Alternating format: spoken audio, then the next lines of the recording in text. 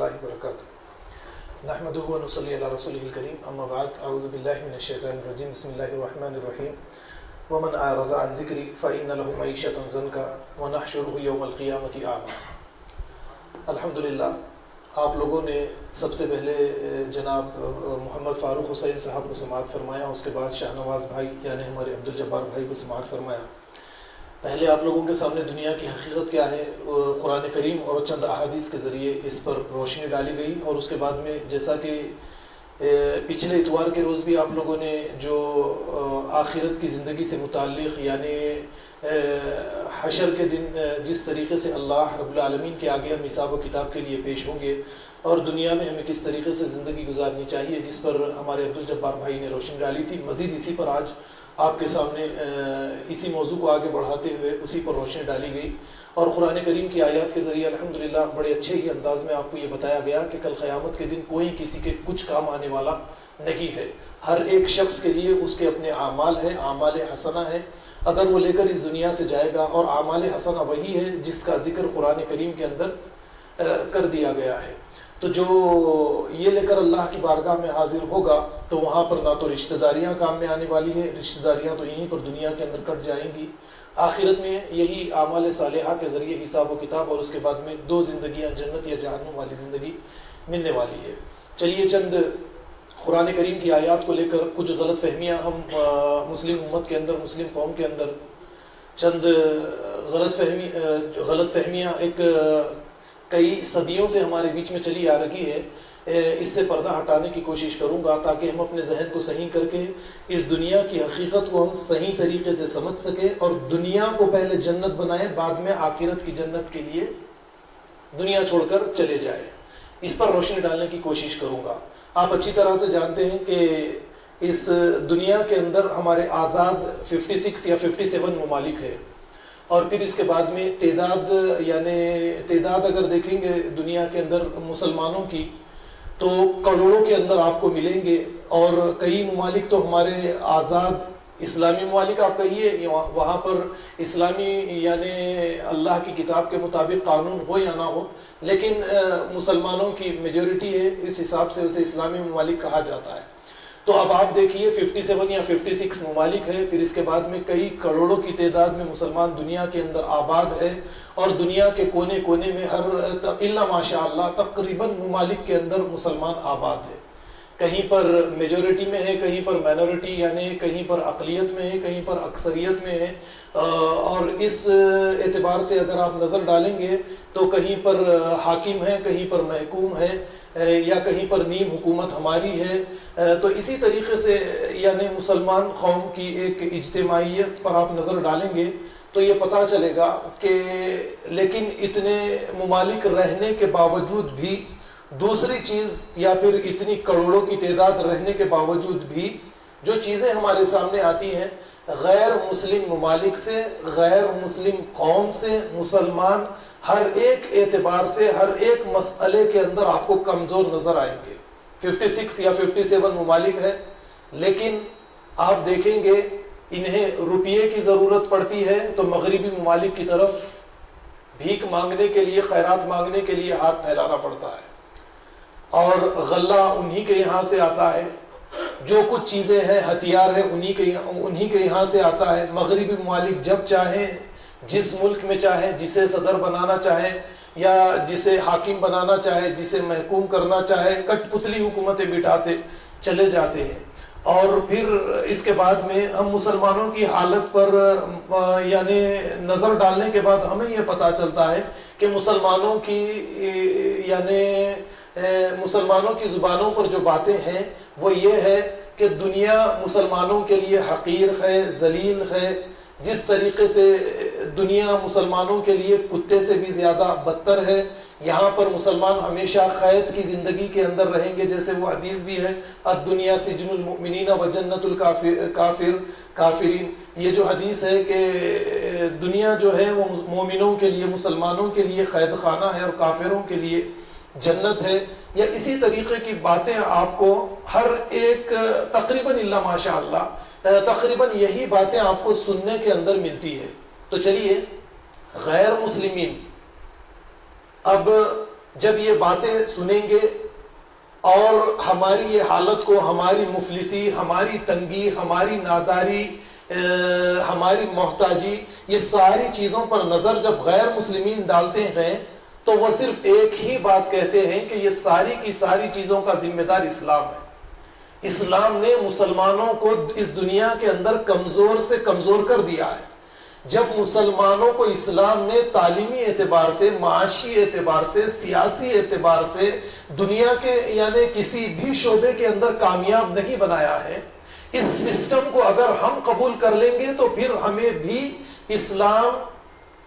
تباہی اور بربادی کی طرف لے کر چلا جائے گا۔ ہم بھی محکوم ہو جائیں گے، ہم بھی مفلس ہو جائیں گے، ہم بھی نادار ہو جائیں گے، ہم بھی بھکاری بن جائیں گے، ہماری ترقی بھی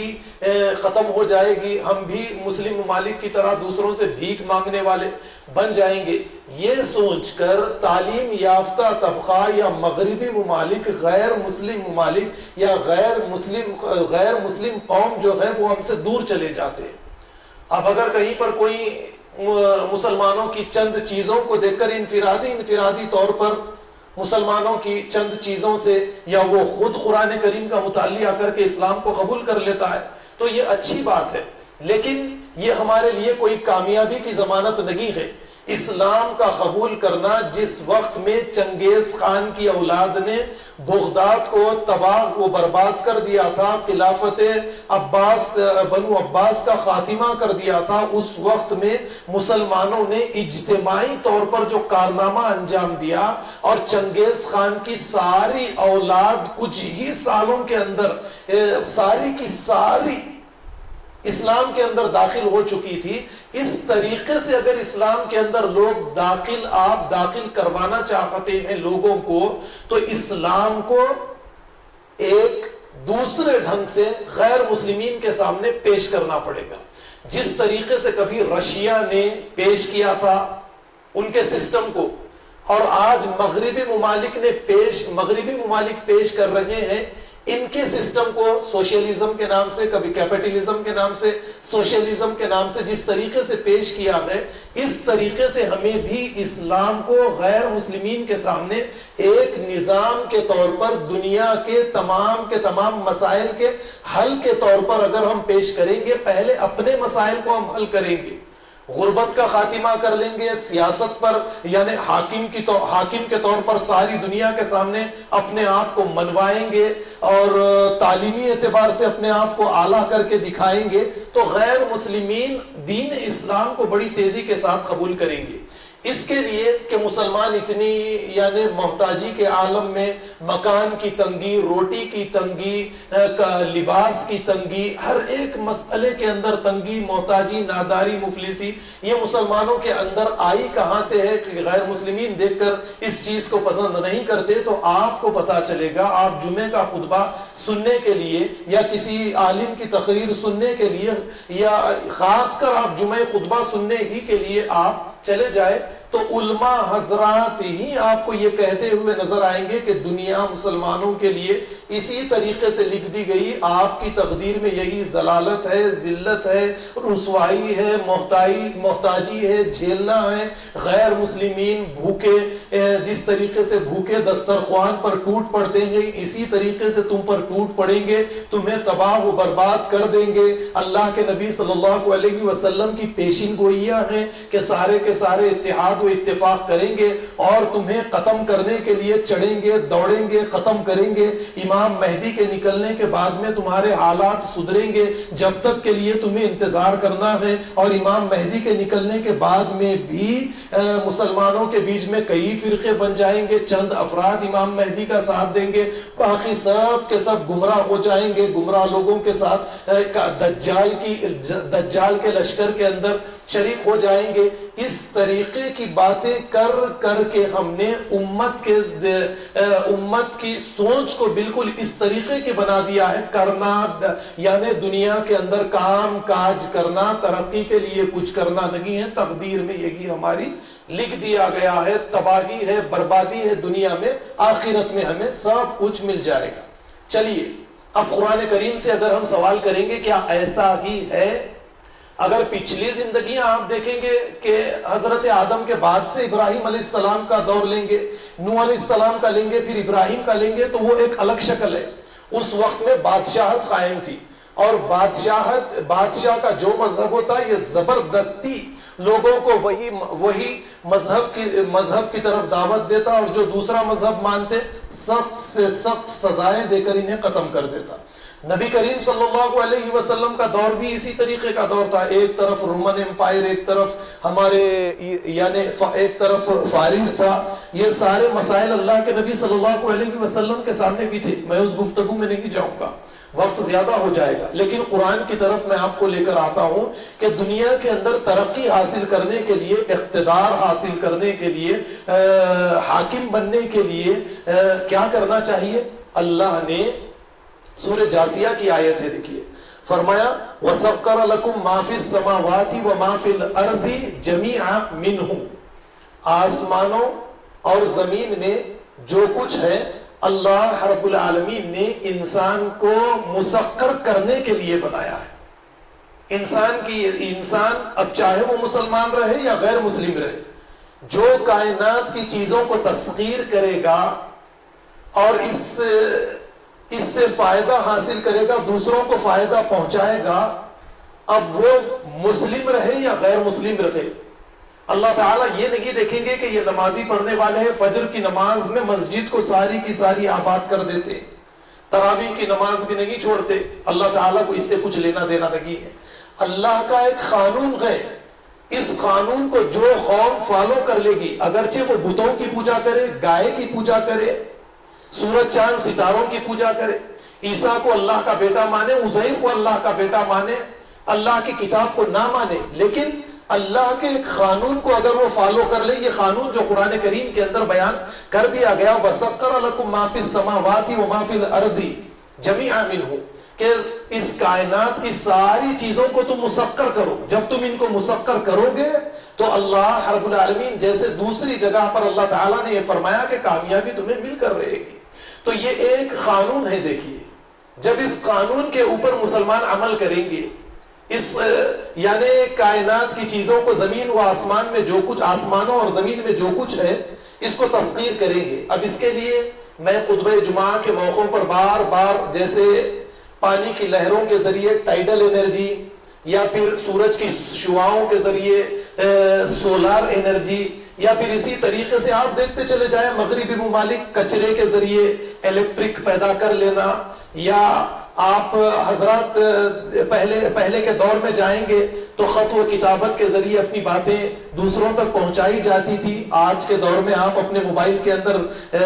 لکھیے، جو تحریر کریے، ایک بٹن دبائیے، ساری دنیا کے اندر اپنا میسج عام کر دیجئے جس کو پہنچانا چاہتے ہیں. تو اس طریقے سے جو قوم اللہ کی یعنی یہ جو چھپی ہوئی چیزیں ہیں ان کو تسخیر کرتا چلا جائے اور اس کے ذریعے فائدہ اٹھائے، وہی اس دنیا کے اندر غالب رہیں گے. اور نمازیں پڑھنے والے اگر یہ نہ کرے، روزے رکھنے والے اگر یہ نہ کرے، حج کرنے والے اگر یہ نہ کرے، تو یہ محکوم بن کے رہیں گے، اور ان کی محکومیت قیامت کے آخری دن تک کے لیے بھی رہے گی. اگرچہ امام مہدی بھی آ جائے، مجھے یعنی کہنا چاہیے مجھے، اگرچہ امام مہدی بھی آ جائے اور وہ اسی طریقے سے زندگی گزاریں گے، تو یہ کبھی غالب نہیں ہو سکتے. اب دیکھیے، جیسے میں نے چند باتیں آپ کے سامنے رکھی کہ دنیا حقیر ہے، ذلیل ہے، ایک مچھر کے پر سے بھی زیادہ اس کی کوئی حیثیت نہیں ہے. قرآن کریم پر قرآن کریم کی طرف میں آپ کی توجہ لے جاؤں گا. اللہ تعالیٰ فرماتے ہیں کہ جو ایمان لاتے ہیں، اس دنیا کے اندر اعمال صالحہ کرتے ہیں، لہم مغفرۃ ورزق کریم، ان کے لیے مغفرت ہے، اس دنیا کے اندر ان کے لیے حفاظت کا سامان ہے اور عزت کی روٹی ہے. ورزق کریم، عزت کی روٹی ہے. اب آپ دیکھیے، آپ پاکستان کو لے لیجئے، بنگلہ دیش کو لے لیجئے، یا اسی طریقے سے کسی بھی مسلم ممالک کو آپ لے لیجئے، رزق کا مسئلہ آئے، تعلیم کا مسئلہ آئے، یا کسی دوسری چیزوں کا مسئلہ آئے، تو یہ محتاج ہے غیر مسلم ممالک کے. یہ اپنی طرف سے کچھ نہیں کر سکتے الا ماشاءاللہ چند ممالک کے، جس میں سے آج کل ترقی کی طرف جو ملک بڑھ رہا ہے وہ ترکی ذرا سا ترقی کی طرف ترقی کر رہا ہے. اب اس کے علاوہ آپ تمام کے تمام مسلم ممالک پر نظر ڈالیے، اللہ نے فرمایا وَرِزْقٌ کریم، جو اللہ پر ایمان لاتے ہیں ان کے لیے عزت کی روٹی ہے۔ اب ہماری محتاجگی، ہماری محتاجی، ہماری ناداری، ہماری مفلسی کو ہم اپنے سامنے رکھیں گے، اور پھر اس کے بعد میں اس کا تجزیہ کرنے کے بعد ہمیں یہ پتا چلتا ہے کہ ہم نے اللہ پر جس طریقے کا ایمان لانا چاہیے، جیسے قالت الاعراب آمنا قل لم تؤمنوا ولكن قولوا اسلمنا ولكن قولوا اسلمنا، اللہ نے فرمایا، اعرابی اللہ کے نبی کے پاس آ کر کہنے لگے کہ ہم ایمان لائے، مت کہو ایمان والے، یہ کہو کہ ہم مسلمان ہو گئے، اور اللہ نے آگے فرمایا کہ ایمان ابھی تمہارے دلوں میں اترا ہی نہیں ہے۔ تو یہاں پر میں نے یہ آیت آپ کے سامنے رکھی۔ اب اس کے بعد میں دیکھیے، میں سورہ یونس کی طرف آپ لوگوں کو لیے چلوں گا۔ یہ آیت زیادہ تر قبروں کے اوپر، درگاہوں کے اوپر آپ کو ملے گی۔ وہ آیت کیا ہے؟ الا ان اولیاء اللہ لا خوف علیہم ولا هم يحزنون الذین آمنوا وکانوا یتقون۔ اللہ کے اولیاء کو، اللہ کے دوستوں کو ڈر، خوف نہ، وہ غمگین بھی نہیں ہوں گے اور ڈر اور خوف نہیں ہوگا۔ لیکن آگے اللہ نے فرمایا الذین آمنوا، جو لوگ ایمان لائے، وکانوا یتقون، اور تقوی اختیار کرے، اور پھر آگے اللہ نے فرمایا لہم البشریٰ فی الحیات الدنیا، ان کے لیے خوشخبری ہے دنیا کی زندگی میں۔ دنیا کی زندگی میں خوشخبری اللہ رب العالمین دیتے ہیں، جو ایمان لا کر تقوی والی زندگی اختیار کرتے ہیں۔ اب آپ ذرا غور کیجئے کہ جب اللہ نے خوشخبری سنا دی کہ اس دنیا کے اندر ان کے لیے خوشخبری ہے، تو غم، ناداری، مفلسی، محتاجی، یہ ساری چیزیں اہل ایمان کے یہاں پر کیسے آ سکتی ہے؟ یہ اللہ کا کلام ہے۔ اللہ کے کلام سے زیادہ سچائی کسی اور کے کلام میں، کسی اور کی تحریر میں، کوئی اور کتاب میں ہمیں ہرگز نہیں مل سکتی۔ غلطی کہیں نہ کہیں ہمارے اپنے اندر ہے۔ واعظین، علماء دین نے جس طریقے سے ہمارے ذہنوں کو تیار کر دیا ہے، یہی ایک بڑا مسئلہ ہے کہ ہم اس سے باہر نکلنا نہیں چاہتے ہیں۔ یہ ایک آیت میں نے آپ کے سامنے، یعنی 3 آیتیں میں نے اب تک آپ کے سامنے رکھی ہے۔ اب ایک بڑی مشہور آیت سورہ بقرہ کی آیت کا نمبر 201 ہوگا۔ آپ گھر جانے کے بعد میں دیکھیے، ہر 5 وقت کی نماز کے بعد میں ہم یہ دعا کرتے ہیں، ربنا آتنا فی الدنیا حسنہ، پہلے دنیا کو ہمارے لیے حسین کر دے، دنیا کے اندر سے ہم یعنی تنگی دور کر دے، محتاجی دور کر دے، مفلسی دور کر دے، ہماری زندگی ایک اعلیٰ زندگی رکھے، ہماری زندگی ایک کامیاب زندگی رکھے، ہم سیاسی اعتبار سے، تعلیمی اعتبار سے، ہر شعبے کے اندر ہم کامیاب رہیں، ہم اچھی زندگی گزارنے والے اس دنیا کے اندر ہمیں بنا دے۔ ربنا آتنا فی الدنیا حسنہ وفی الآخرۃ حسنہ۔ پھر اس کے بعد دعا میں کہا جا رہا ہے کہ ہماری آخرت کو بھی درست کر دے، ہماری آخرت کو بھی اچھی کر دے۔ یہ 4 آیتیں میں نے آپ کے سامنے رکھی ہے، دیکھیے۔ اب اس کے بعد میں ایک 5ویں آیت ہے جس کے اندر اللہ رب العالمین نے فرمایا للذین احسنوا فی ہذہ الدنیا حسنۃ، جو لوگ اس دنیا کے اندر نیک اعمال کرتے ہیں، ہم ان کی دنیا کی زندگی کو بڑی بہترین بنا دیتے ہیں۔ جو لوگ اس دنیا کے اندر نیک اعمال کرتے ہیں، ہم ان کی دنیا کی زندگی کو بہترین بنا دیتے ہیں۔ اب اس کے بعد کی آیت تو سورہ نور کی آپ دیکھیے، بار بار آپ علماء دین سے اس آیت کو سنتے چلے جاتے ہیں۔ سورہ نور کی آیت نمبر 55 جس میں اللہ رب العالمین فرماتے ہیں وعد اللہ الذین آمنوا منکم وعملوا الصالحات لیستخلفنہم فی الارض کما استخلف الذین من قبلہم۔ اللہ کا وعدہ ہے۔ اب اللہ تعالیٰ کیا اپنے وعدے کے خلاف کریں گے؟ ہرگز نہیں کر سکتے اللہ تعالیٰ۔ اب چاہے کوئی انسان کچھ کہے، ہمیں اپنے ذہنوں کو تبدیل کرنا پڑے گا۔ اللہ نے وعدہ کیا جو لوگ ایمان لائے، اعمال صالحہ کرے، انہیں اس دنیا کے اندر سلطنت دیں گے، بادشاہت دیں گے، خلافت دیں گے، اعلیٰ زندگی دیں گے، عزت کی زندگی دیں گے، اعلیٰ مقام دیں گے، مکان کی تنگی، لباس کی تنگی، رزق کی تنگی،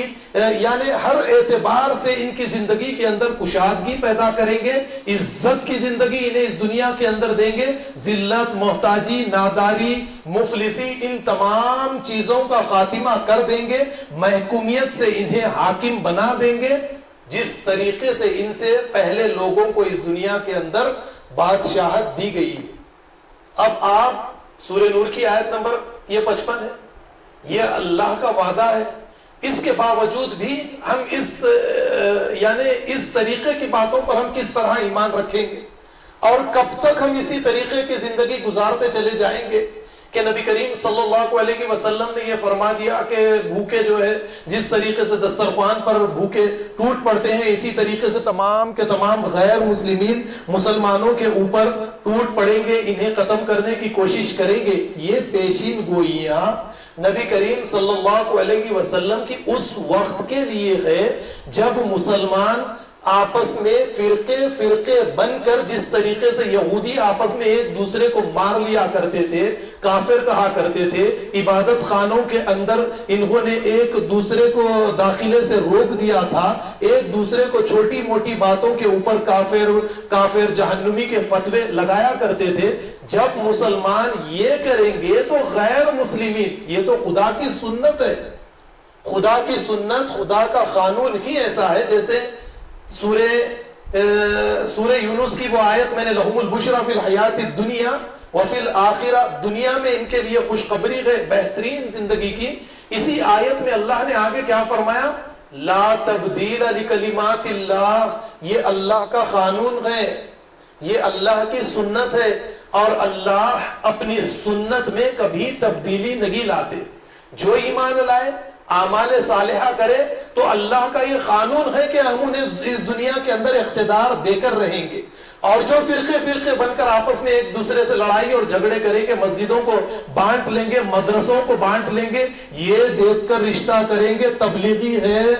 جماعت اسلامی ہے، اہل الحدیث ہے، دے سکتے نہیں دے سکتے، حلال ہے حرام ہے۔ ارے اہل کتاب یعنی یہود و نصارہ، اہل کتاب کو ان کی لڑکیاں کرنے کی اجازت ہے،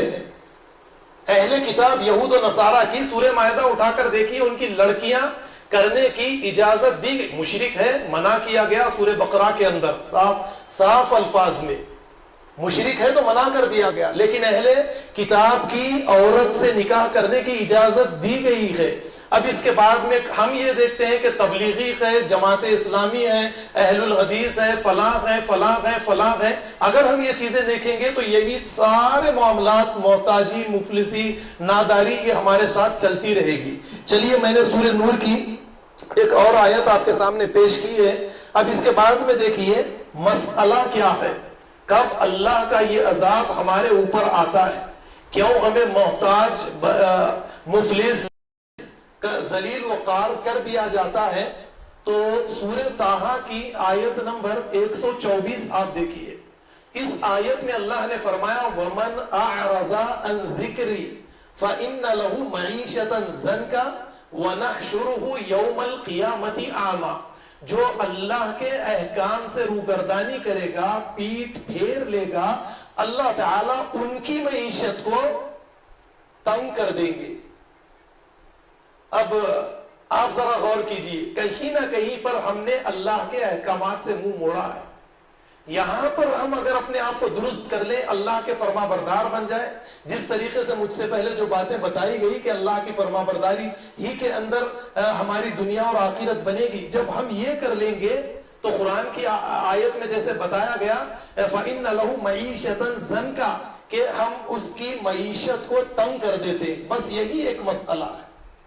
پھر آگے آپ دیکھیں گے فَأَذَاقَهَا اللَّهُ لِبَاسَ الْجُوعِ وَالْخَوْفِ، جو یہ کرے گا تو اللہ تعالیٰ انہیں بھوک کا مزہ، بھوک کے عذاب کا، خوف کے عذاب کا انہیں مزہ چکھائیں گے۔ برما کے اندر، چین کے اندر، یا اسی طریقے سے شام کے اندر، شام کے بھی مسئلے کو لیں گے آپ، دو فرقے ہم خود بنے، قرآن کہتا ہے قُلْ هُوَ الْقَادِرُ عَلَىٰ أَن يَبْعَثَ عَلَيْكُمْ، یعنی اللہ اس بات پر قدرت رکھتا ہے کہ تمہیں، یعنی جب تم فرقوں کے اندر بنٹ جاؤ گے تو اللہ تعالیٰ تمہارے اوپر سے عذاب سے مراد یہ ہے کہ ایک طاقتور قوم کے ذریعے تمہیں تباہ و برباد کر دیا جائے گا.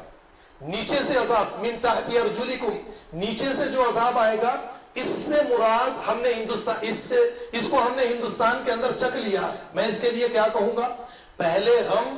ہمارے مسلم بادشاہوں کے غلام تھے، آزاد نہیں تھے. ہم ہندوستان کے اندر ہمارے مسلم بادشاہوں کے غلام تھے.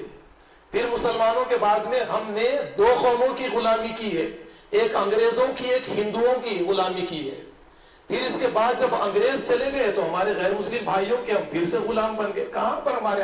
حالات سدھرے بتائیے آپ.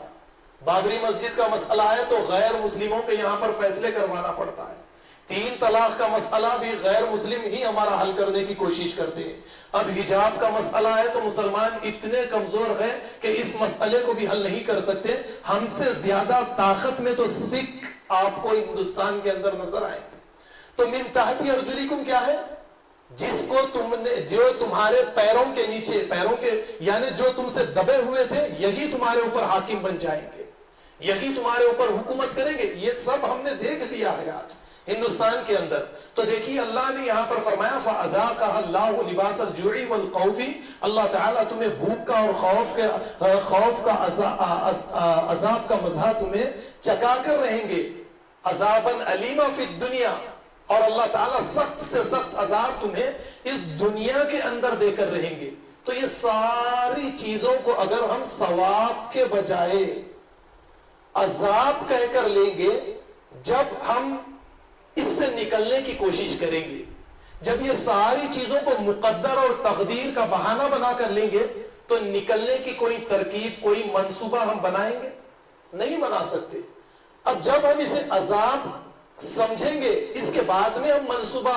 منصوبہ بندی کریں گے کہ اس عذاب سے نکلنے کی ترکیب کیا ہے، اس عذاب سے ہم کس طریقے سے باہر آ سکتے ہیں. دیکھیے قرآن کریم کی 2 آیات رکھ کر بات ختم کروں گا کیونکہ وقت زیادہ ہو رہا ہے. اللہ تعالیٰ نے فرمایا وَلَن يَجْعَلَ اللَّهُ لِلْكَافِرِينَ عَلَى الْمُؤْمِنِينَ سَبِيلًا، یہ ہرگز ہو ہی نہیں سکتا کہ غیر مسلم کبھی مسلمانوں کے اوپر غالب آ جائے. یہ ہو ہی نہیں سکتا کہ غیر مسلم کبھی مسلمانوں پر غالب آ جائے. یہ سورہ نساء کی آیت ہے. اور پھر سورہ آل عمران کی آیت میں، آل عمران میں جو فرمایا انتم الاعلون ان کنتم مؤمنین، تم ہی غالب رہو گے اگر تم مومن ہو. ہم کہاں پر غالب ہیں؟ ہم تو مغلوب ہیں. آپ نظر ڈالیے تو قرآن کریم کی یہ چند آیات میں نے آپ کے سامنے رکھی ہے. اگر ہم اپنی اصلاح کریں گے، قرآن کے مطابق اپنی زندگی، جو بار بار میں بات کہتا ہوں کہ اللہ کی کتاب،